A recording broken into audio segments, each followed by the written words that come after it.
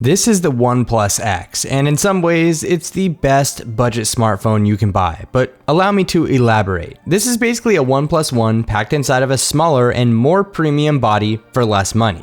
With that, you're getting mostly the same specifications and performance, which makes it a big win in my book. But before we get into everything you need to know, let's get the truly negative things I have to say out of the way. There's no NFC, no wireless charging, no quick charge capabilities, or 5 GHz Wi-Fi compatibility. Yes, it sucks, but consider the price and the rest of the package here. And now that we've got that out of the way, let me tell you why this phone is hot fire. Around the front, you'll find a 5-inch AMOLED display with a resolution of 1920 by 1080 covered by Gorilla Glass 3, and the display is bright, vivid, and overall I have zero complaints here. There's also a Snapdragon 801 processor holding down the fort, 3 GB of RAM, 16 GB of internal storage, and a slot that can accommodate a micro SD card or a second nano SIM. And with 2 SIMs installed, you can actually specify which one to use for cellular data, and on a per message or per call basis, you can select your preferred SIM card as well. So pretty cool stuff there. As far as design and build quality goes, this phone is solid. With a metal frame, some grippy micro cut edges, and scratch resistant glass on the backside,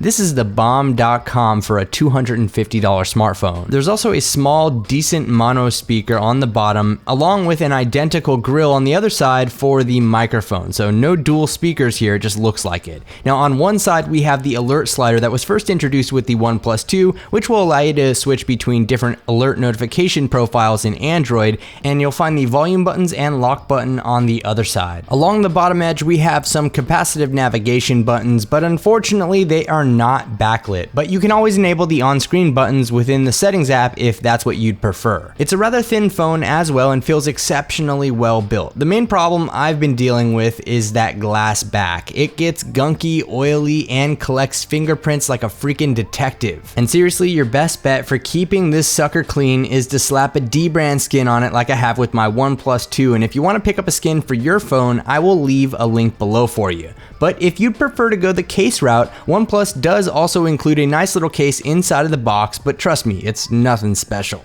And along with that, you can also purchase much better cases from OnePlus as well, which look a lot nicer. As far as software is concerned, this is exactly what we've grown to expect from OnePlus. The X is running Oxygen OS, which is based on Lollipop, but OnePlus tells me there's a Marshmallow version in the works. Now, most of what you'll find here stays true to the vanilla Android experience, which is definitely a good thing. There are things like OnePlus's shelf feature off to the side of the home screens, which is a nice way to present recent apps and contacts, but it can easily be disabled within the home screen settings. And that's also where you'll find options to use a custom icon pack, as well as change the home screen grid size, which I find to be extremely helpful. One interface change you may notice with the OnePlus X is the system-wide dark theme that's enabled by default. And because of the AMOLED display here, using a dark theme throughout will help you save some battery life, and overall it just looks dope as hell. Of course, this can be disabled within the settings app, and you'll also find some other personalization options in there like custom LED notification colors